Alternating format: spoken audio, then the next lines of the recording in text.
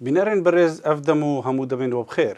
وکو مبرجی سوزدابو دی چند برنامه تایبت دا اما باسا کنگره نتوی بکن او اکوی پشتی چند روژان دار کوی. کنگره نتوی جبو چل دارد کوی آستا دیپلوماسیا کردی پشتی کنگره وی بگی که چه تشتی گنجاف چیه بونه لی سرانسری دنیای لنافچه لولاتین دوروبره و دناف کردام خوده که کنگره که نتوی یا سرکفتی دار کوی. کنسنسوس یان جی پیک هاتن د ناوا کردان دا گیشته چه آسته دجبو کنگره که نتوی یا سرکفتی دار بکوه. هیوی و آمانج گل کرد جوی کنگره چنه. اف پرس و گلک پرسندن اما جی میوانین ایرو بکن. میوانین ما ویلدان تاریکولو سیاست مدار، خالد خیاطی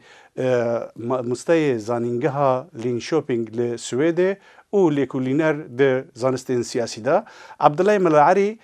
سیاست مداره کی کون و یک جدا مزرانرین رخستن کردی ل روجاوای کردستان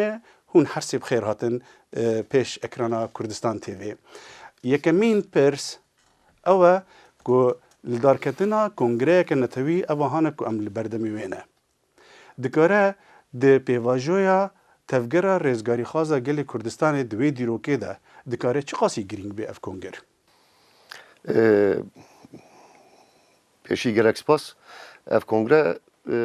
کنگره کی گرک گرینگه به قناعت من هر مناقشه یا لسر کنگره نتوی به قناعت من مجارکی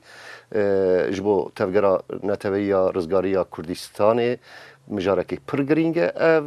بسارانه اساس مناقشه هات نکرن حتی هن کنگره بناوی کنگره نتوی یا کردستان ایرو هنجی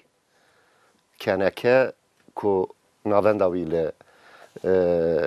بروکسل تمام بس وقت قلتن اف کنگر اوا یکمینه که هزن هر چهار آلیین کردستانه و این کرد دروی کردستانه دگری برخواد بله لو ماد بيجم هر مناقشه ویاج بخو گرینگ جبوکو هست و بیر و رای و رامانا ملت کرد بر به عالی یکیتیه و بر به عالی پیویستیا یکیتیه و بر به عالی گرینگیا یکیتیا سیاسیا نتوی و دبه اف کنگره بخو بسرکتی به بسرکتی نبجی فرق ناکه جوینا دوی پیکاتی تریدا دوی فرابونه دا و دوی دمه دا او هر سی دوی معرف سرهف بجمیره به قناعت من گرک گرینگه جبو تفگران نتوایی جبو بیری نتوایی جبو رزگاریان نتوایی یا گری کردستانی لهر چاپرچه کردستانی لی بیگمان کیماسیوی هره بیگمان گرک پرسانه که دوی معرف لسرویا مناقشه بکه چه هیویجه بکه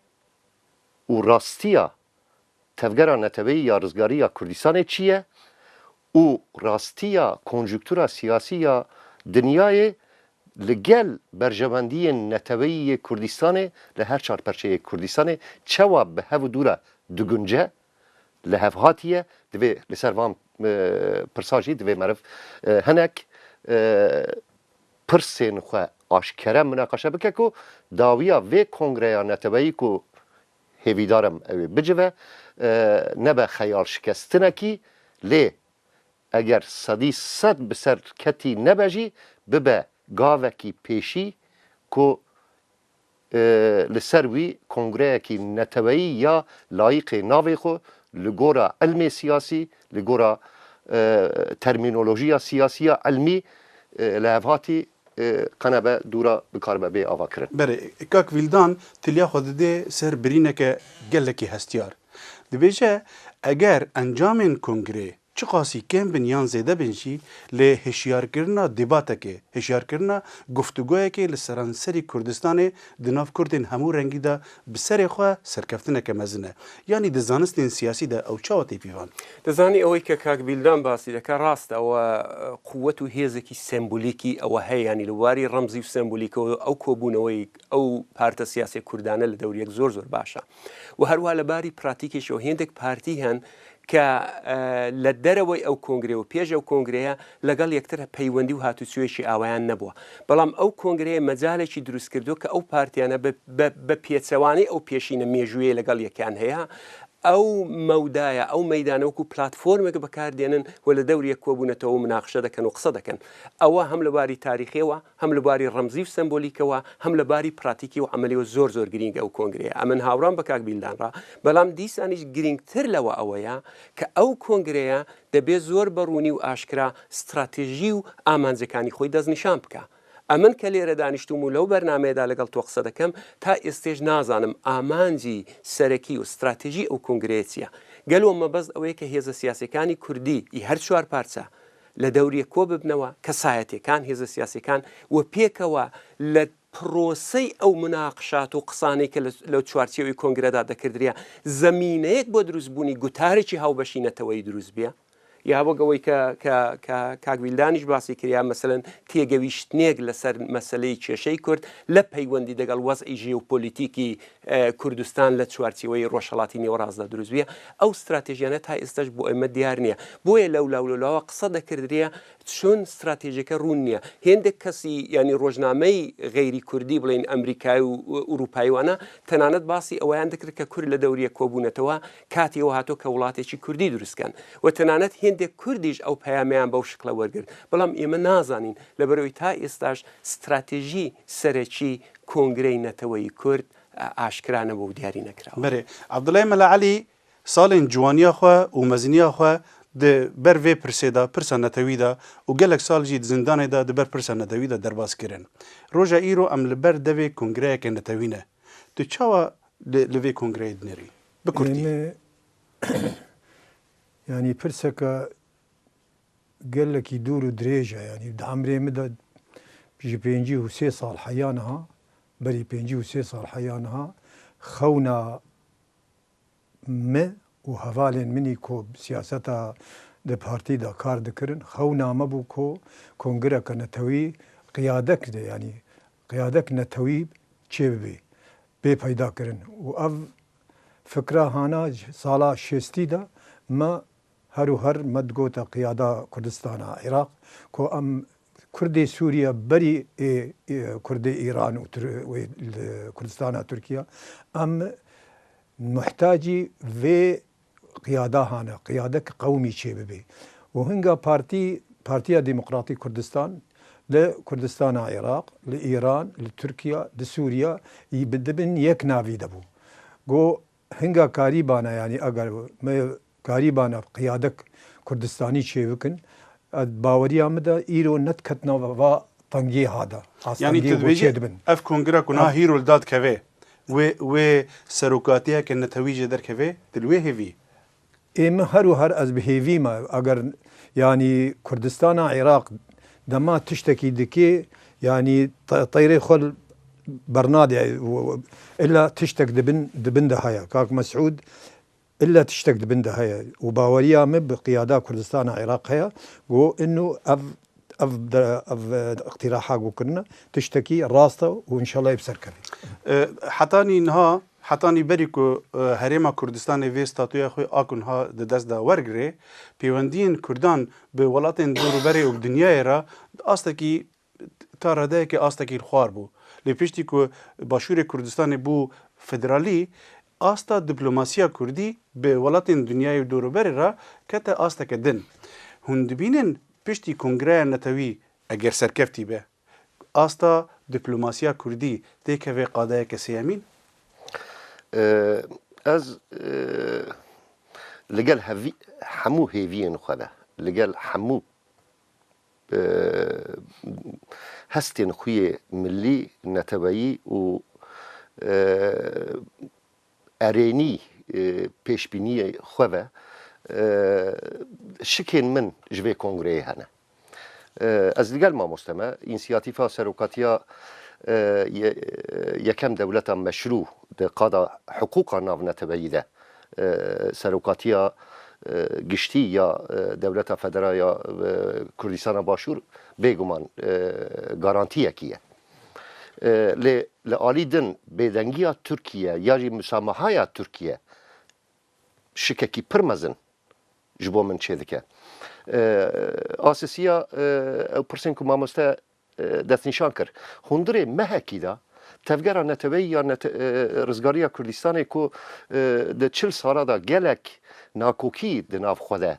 آوا کرنه گلو هندوری مهکی دا دکاره وان ناکوکی دین آلیه کی گلو کنگره نتوی کو ده ترمینولوژیا سیاسی علم سیاسی ده تمثيل ملي تمثيل نتبعي تينا بيرا معرف قالوا استراتيجية كي هف باش ده ناف اف تشل ريخسترين سياسية كردستان اللي هي قالوا اف بيدنگية دولتين داغر كر سوريا ام بيجن كو نكاره ده ناف شرده لإيران و تركيا قالوا چم مسألة İnsanın velat Paris لسر وان پرسا دوی پاری بشبه بن او شبه نه اوکو رشبینی ام براف بکن نه لی دوی ام راستیا خوب ببینن لوما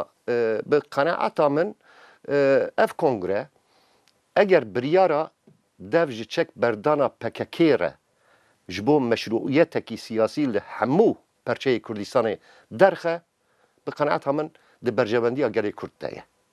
اویا جبو چه بیجم؟ جبو PKK 1999 ورده استراتژی کی دن دایه پیشیا خوکو لگوره همو علم پیوان علم سیاسی و حوجداری چک شری چکداری جیرا تونیه. او اف پیواجوی کل ترکیه نابر عبدالله اوجران و ترکیه دا دست پیکریه یک شرطی وی اوکو دو شک بردان از پر طبیعی دبینم کو PKK و ریبریا PKK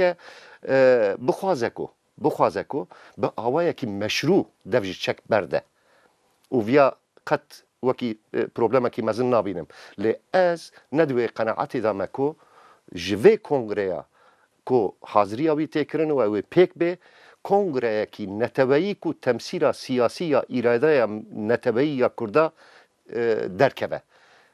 احتمال هری پوزیتیف و احتمال هری مزن اوجه به گارانتوریا سروکاتیا کردستان باشور و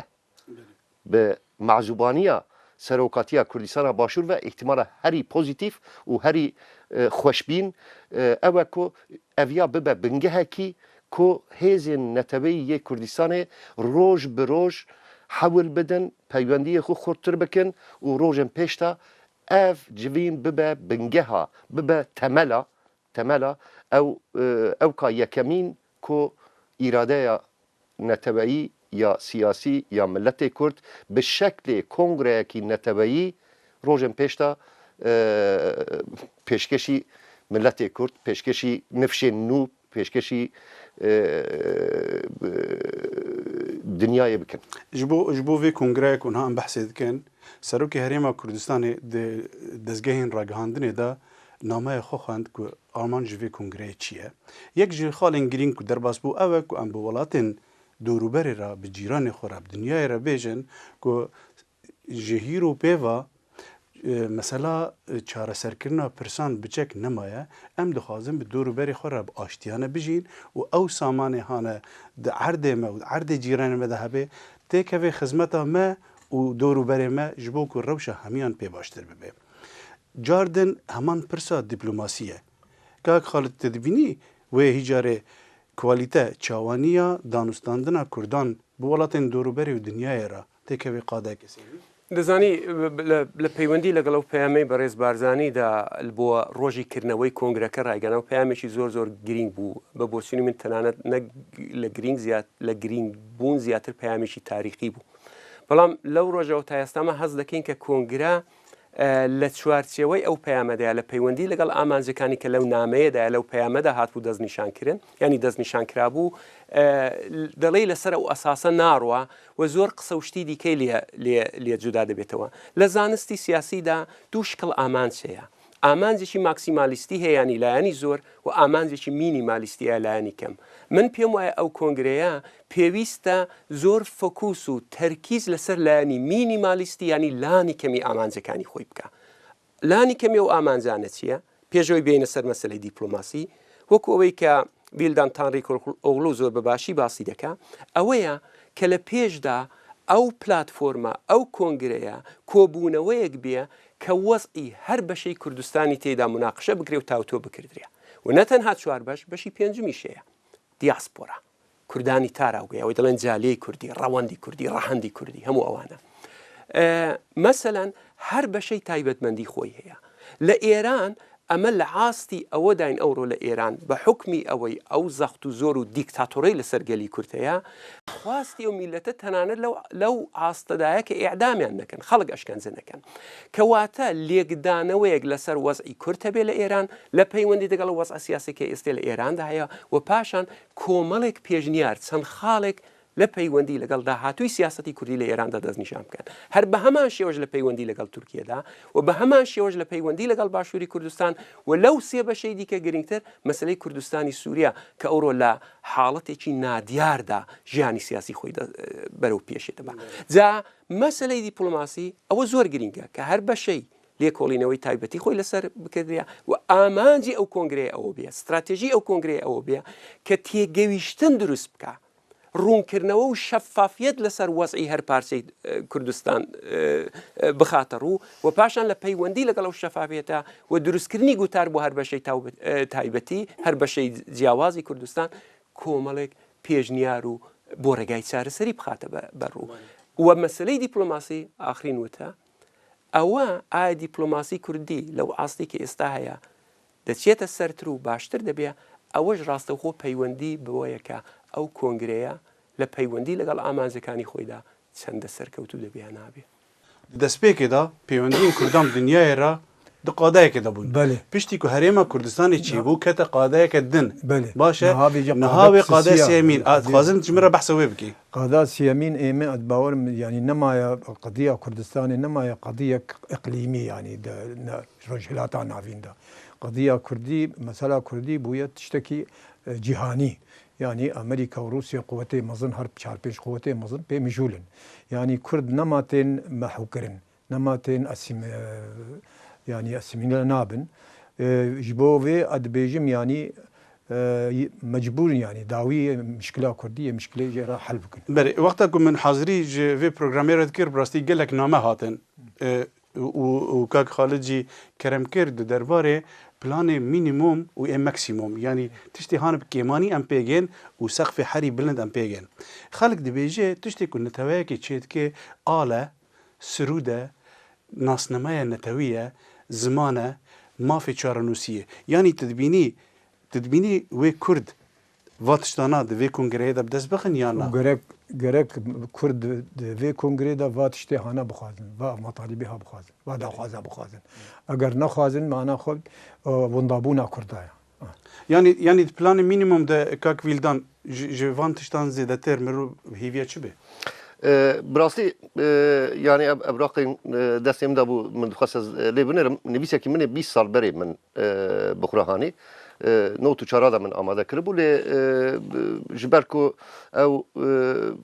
مثلا بسر نکت من برافجی نکر به قناعت من نمونه نوی ناف دولتی هنه تشبیه دا خطا نابه تیگوتن يعني پیوکی نیف اساس عربی و ترکیه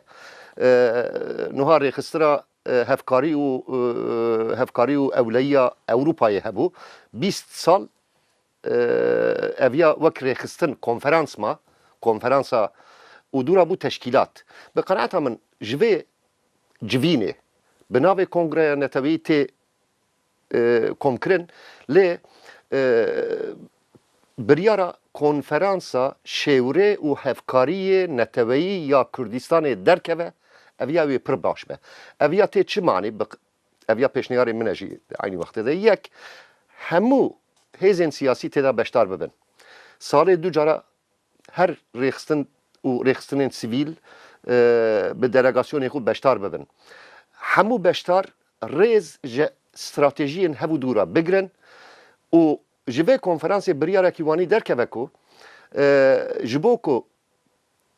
پرسا نتبایی مافو آزادی نتبایی یا نتوا کرد لهر چار پرچی کردستانه لگورا پرنسیبا مافی چارنویسا خواه برین آجیتی و دموکراتیک به دست خستن زمین سیاسی لهر چار پرچه کردستانه لهر چار دولتین کو کردستان دناف خدا پار وکرنه به آماده کرن و بوی آوایی جی کرد دوی هفدمه دا حوجداری شر چکداری نبن و بریا آشتی بریا دموکراتیک بریا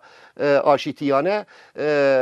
تکوشین خواه لگورا استراتژیین کو او بخو دانه پیشی خو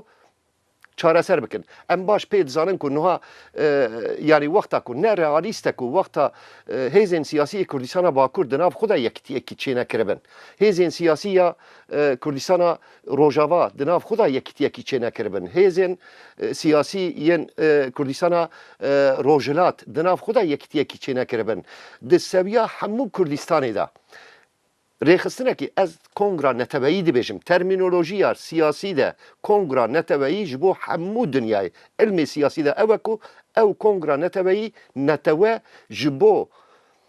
استراتژیه کی ثابت تمثیل بکه ببه اراده یا سیاسی از دوی خالیده یعنی اوک نینم لی هدفا هری کم دوی او بکو اویا ببه زمین و پیشنیارا منا کنکرت جی اوه ناوی کنفرانسا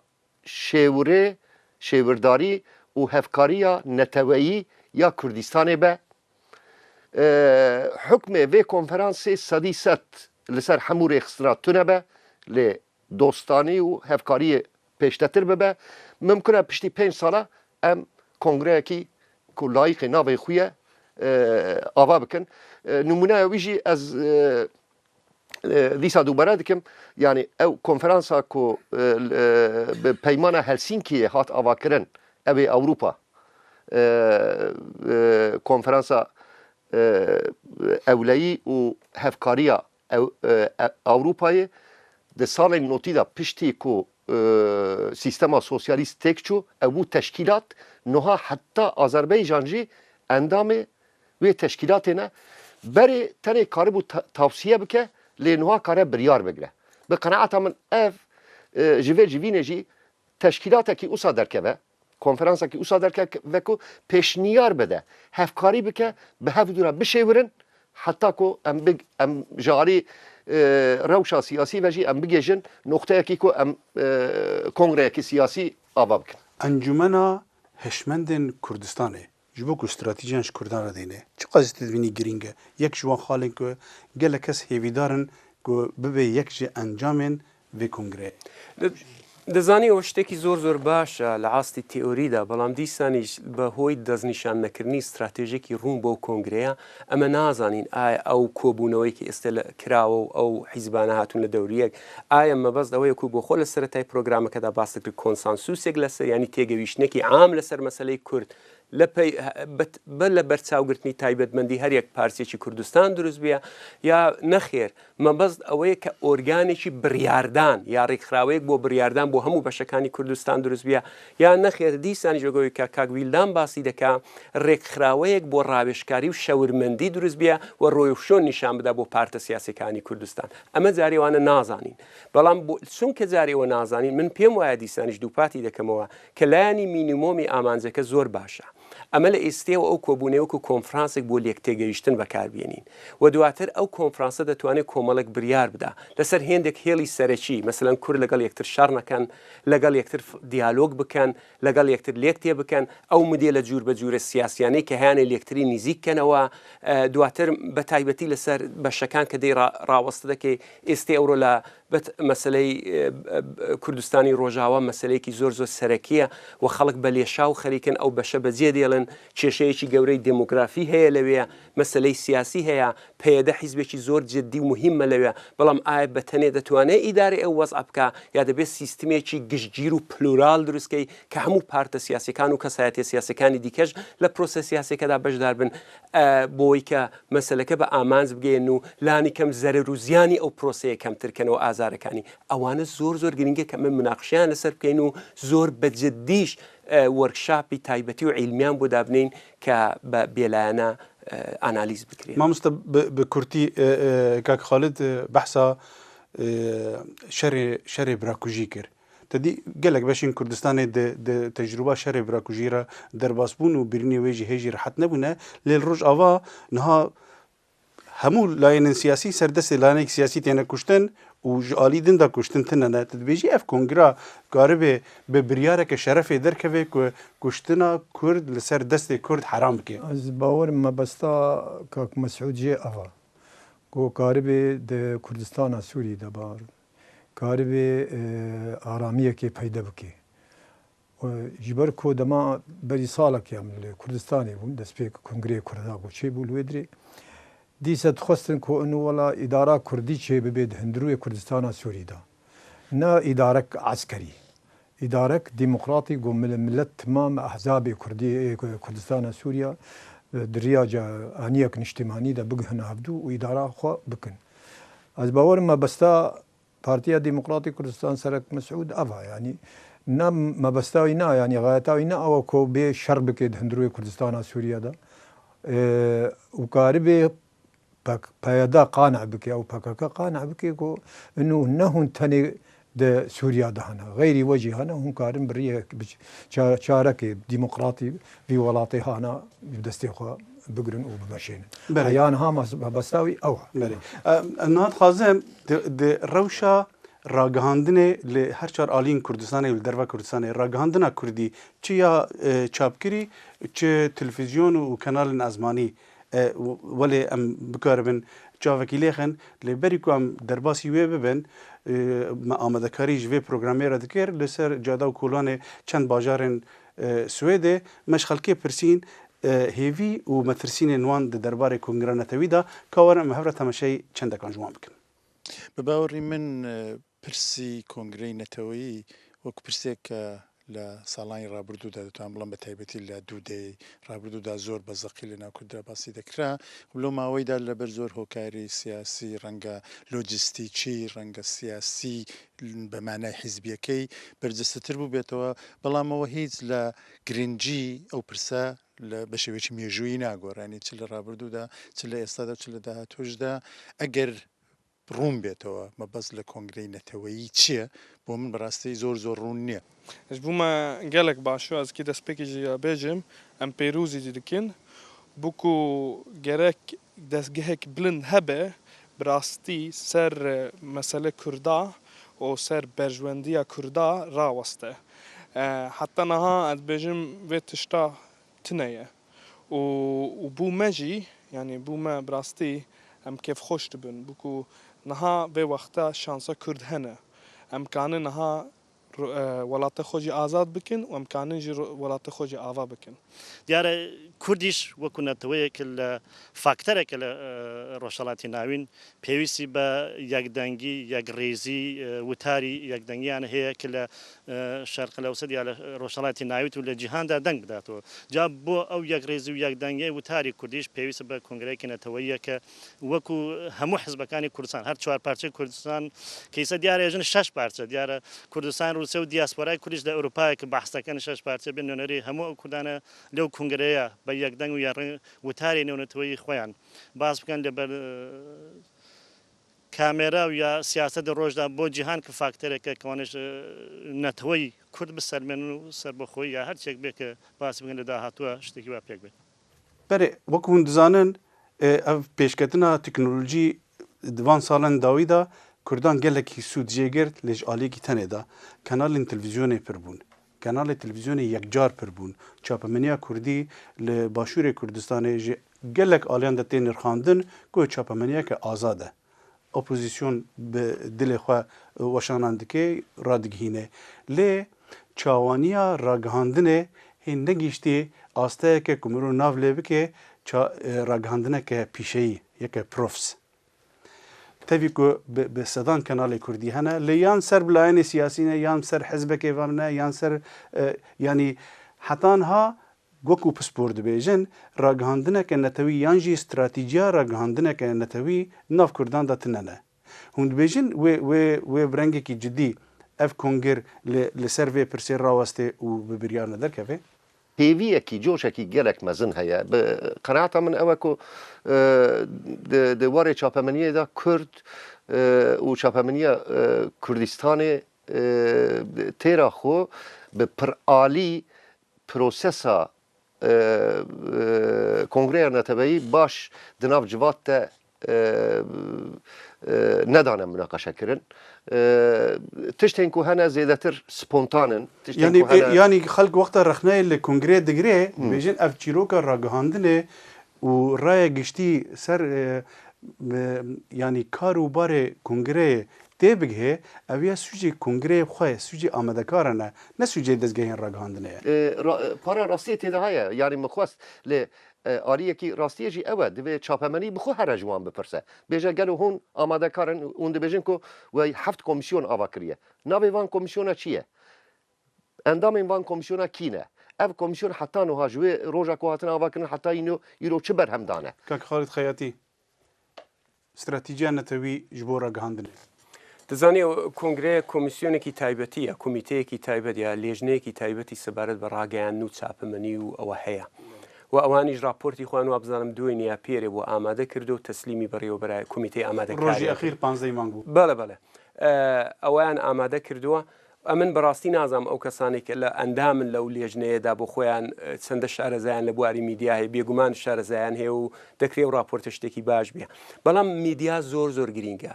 ئەگەر میدیا چالاکتر بواە لەو بوارەدا ینی زیادەتر لەوە هەیە من گلەی تەواو ناکەم میدیا کاری خۆی کردو بەڵام دەیتوانی چالاکتر بێ و لە ڕاستیدا بە ڕەخنەگەرانەتر هەر لە ڕۆژی یەکەمەوە هەڵوێستی هەبێ لە پەیوەندی لەگەڵ ئەندامانی کۆنگرەی نەتەوەی ئەو ئەندامانی لێژنەی ئامادەکاری کۆنگرەی نەتەوەی لەوانە بوو هەم بۆ ماوەی بەڕێوەبرنی کۆنگرێت و دایدنێ 24 ئەو مانگە کە چەند ڕۆژی ماوە کەمتر لە 10 ڕۆژی ماوە ئەوە شتێکی زۆر لە جێی خۆی دانێ ناکرێت کۆنگرەیەکی نەتەوەی بەو حەزمە لەو ماوە کەمەدا بەنی قاشێکی زۆر کەم ئەتۆبێنی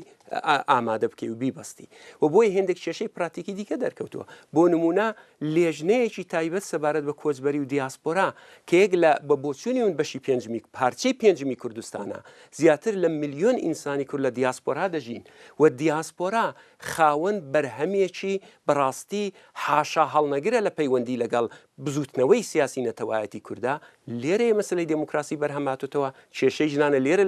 لە دیاسپۆرادا کۆمەلگای نەتەوەی و ڕێکخراوی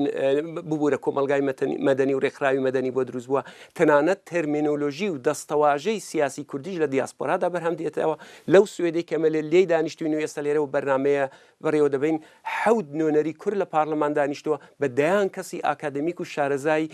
کێشەی جوور بە جووری هەیە مەسلەی خۆی هەیە بەڵام زۆرم ئەمن پێسەیرەکە ئەلبەتەن بۆ خۆشم مەقالەم نووسیوە لە سایتەکان بڵاو بۆتەوە ئەو ڕەخنەیە لە لای خەڵکی دیکە زۆر هاتووە چۆنە کۆنگرەی نەتەوەی کە بۆ خۆشیان ئەندامانی کۆمیتەی ئامادەکار کە دەتوانم ینی بە دڵنیایە و بڵێن بەشەکان هەرژی لە دیاسپۆرا دەژین و پاسپۆرتی وڵاتی ڕۆژاوایان لە جیفاندەیە چۆن بۆ ئەویان لەبیر نەبوو کۆمیسیۆنێکی یا لێژنەیەکی تایبەتیان بە کۆچبەری و دیاسپۆرای کورد یەک لە سیاسی ترین دیاسپۆرەکانی جیهانە و لە هەمان کاتیشدا یەک لە گرنگترین دیاسپۆرا مامۆستا عەبدەڵڵا ئەگەر دەربارەی ڕاگەهاندنە تشتێکی لێ زێدەناکی پرسەکردن هاتی بیرا من ji ber tu bixwe jî mihelmî di nav mihelmên xwe de gelek kes hene him xizmê hevdine him jî beşek ji wan dibên em Kurdin beşek dibêjin em Erebin heman peyam di nav Kurdên Yezîdî de heye di nav Kurdê Şebek de heye di nav Kurdê Zaza de heye di nav Kurdê Feylî de di nav Kurdê Lor de Kongreya Netewî yan jî stratîjiya Kurdana netewî ji bo van Kurdên hane ku hestê xwe yê netewî hinekî ji dest dane Kurd kan ji wan re çi bikin من باوریya min de yanî ew netewê di nav ew ê got xwedbînê ne Kurd magelot Kurdistanê de ne yan na yan ew dixwazin parçeyê ku ew tê de Kurdistan bê yan Erebistan bê yan Tirkistan bê yan Îranistan bê ê min baweriya min de mehelmî û ev netewê got dibêjin em netewe ne Êzîdî jî netewe Kurd ew di nav Kurdistanê bimînin Kurdistanî xebata wa Kurdistaniya gelek cara meselen ji min re digotin tu mehelmî tu ne Kurdî baş az ne Kurd ma az ne Kurdistanî me di hundirûyê Kurdistanê de me belê tu Kurdistanî madam ez Kurdistanî me ez ê ji Kurdistanê re bixebtim û ev e baweriya min yanî Belê kak Vîldan Kurd yan jî stratîjiya Kurdan netewî dikare ji van însanan re çi bike bi qenaata min eviya netîceya siyaseta hov ya kolonyalizme ye ku به gelek aliye ve hem tesirabiya asimilasyonu hem zordari و gelek avayın din bi berjevendiyên cuda gelek hene nebvê bûçinêrine ji ber gelek Kurd hene ê ku li dervê Kurdistanê dijîn ve Kurdên Xurasanê, Kurdên Kafkazyayê, Kurdên İstanbul'a kevin, Kurdên Anatolya Navîn, Kurdên Libnanê, Kurdên Misir hemû xwe Kurd dibînin û bi heman şêwe jî bi hestekî bilind hewl didin ku pêwendî wan Kurdistanê re hebe. Rast e li wir faktorekî pir esasî heye di elmê sosyolojiyê de tê behskirin ku bi îspate jî muhacirî konservatîv e. İnsanên ku muhacir bûne ew zêdetir li koka xwe vedigerin. Li însanên ku di erdê xwe de dijîn û ne bi azadî dijîn. Dikarin li jêr gelek tesîrên cuda mesela ji bo Kurdên zaza ez dikarim pir bi rehatî bêjim ku yani qasê ku di dezgeha bilind ya zimanê Tirkî de li Sîwasê û li Ankarê li ser ku zazakî ne kurmancî ye ne Kurdî ye ne kurmancî ne Kurdî ye lêkolîn hatine kirin belkî ew qas lêkolîn li ser Tirkî ne hatine kirin û bi vê şêweyî ew e dîn e alewîtî ye tiştên din tesîrê lê dike berpirsiyariya tevgera netebeyî ya Kurdistanê ew e ku divê baweriya netebeyî bi ısrar û bêyî ku wan cuda qebûl bike bêyî ku mafê wan ê cudabûnê jî înkar bike divê peywendiyê xwe bi wana berêve be. Kak Vîldan dibêje wek çawa ku mirov tekstekê dixwîne tiştê hane girîng mirov xetekê dibin re dikşîne. Tu jî bûye bawerî re mafê van kesê ku me bi nav kirin divê xetek dibin rawerê kişandin. Zanî her li peywendî lagel ew qisane de netewe her neteweyek bê Kurd bê her kesî dîke bêye ştekî cewherî û amadenê li paketek de dandirabî tu derî henî bڵێ we neteweyî Kurd e. Netewe li proseyekî dîrokî tarîxî siyasî komelayetî kultûrî de roj be roj drûst dibê. Sembolekانی xۆی دروست دەکا مەودای پەیوەندی و دوورخستنەوەش دروست دەکا ئەگەر بۆش یەک شەرتەیە ئەگەر تۆ نەتەوەیەکی بەرفراوانت هەبێ کە ئینکلوزیڤ بێ ینی زیاتر بۆ لای خۆی ڕابشێشیە بنگەیەکی دموکراتیکی دەوێ بنگەیەکی دەوێ کە کۆمەلگای مەدەنی و جواکی مەدەنی تێدا بەهێز بێ و ئەو خوێندنەوە تئۆریکیە کە لە ئەساسدا دەبێتە ڕێک بۆ پراتیکی سیاسی دەبێتە قبولی کەی کە کوردستان کۆمەلگایەکی پلورالە ینی فرەلایەنە کوردستان لە بواری ئاینیەوە ئاینی جۆربەجۆری هەیە لە بواری زمان و زاراوە زمان و زاراوەی جۆربەجۆری هەیە و لە بواری کۆمەڵایەتیشەوە چین و توێژی جۆربەجۆری هەیە و لە بواری سیاسە و پارتی و ڕێکخراوی جۆربەجۆری هەیە مودێلی دموکراتیک گارانتی گەشەکردنی نەتەوەیە و زیاتر کێشانی ئەو خەڵکانەی بۆ لای خۆی حتاکو ئەوەی لیان دوور بکەوێتەوە ئەگەر گەلی کورد مدێلێکی بووە کوردە فەیلەکانی خۆی هەبێ کوردە فەیلەکانی خۆی لە زیاتی ئەوەی لەگەڵ استراتێژیەکی هاوبەشیان لەگەڵ شیعەکانی مرکزی عێراق بێ دەتوانن هەمان کات کە ئەوەیان هەیە چون پێویستیان پێیە ژیانیان لەوەیە دەتوانن پرۆژێکی هاوبەشیان لەگەڵ حکوومەتی هەرێم هەبێ و بە هەمان پەیوەندی لەگەڵ هەموو ئەو پێکاتە ئێتنیکی زمانی کولتوری کۆمەڵایەتیانی کە لە بەشی جۆربەجۆری کوردستان و دەروەی کوردستان تلگەل هەمان باوەری باوەزەردەشت گەر باوەریە کاکە خالد سپاس جê mêvanên hêjara Abdullah Melealî, Xalid Xeyatî û Vîldan Tanrîgoğlu ku hûn beşdarî programa me bûn. Spas ji tîma Kurdistan TV re ku hîşt ku ev program têkeve jiyanê û spas ji we re bînerên Kurdistan TV ku hûn hetan hal pêş ekranê me man û heta bernameyekê din her şad û bextewer bin.